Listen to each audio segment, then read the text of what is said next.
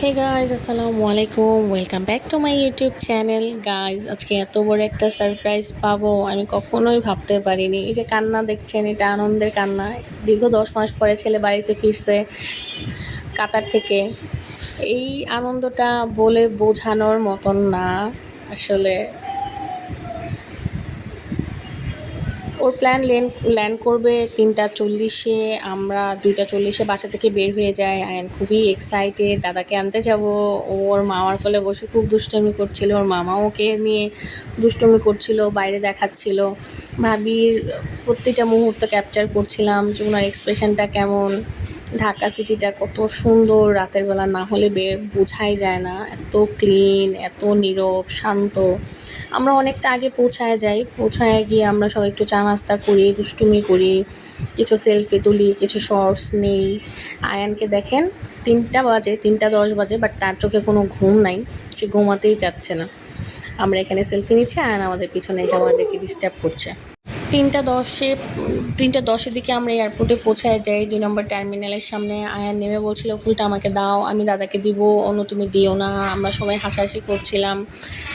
আমরা চেক করছিলাম যে ওর প্লেন ল্যান্ড করেছে কিনা। দেখি 3টা 42-এ ল্যান্ড করবে দোহার প্লেন। ভাবি খুবই হাসছিল, আসলে মনে মনে তার ছেলেকে সে খুব মিস করছিল। আয়ান দুষ্টামি করছে, আমরা সবাই কথা বলছি, আয়নের ঘুম পাচ্ছে। এর মধ্যে প্রায় 5টা বেজে যায়, ওর প্লেনটা ডিলে হয়ে যায়, ওর ফ্লাইট ডিলে হয়। আয়ান কোক নিয়ে আসতেছে, মনে হয় ওয়ার্ল্ড কাপ নিয়ে আসতেছে আমার কাছে।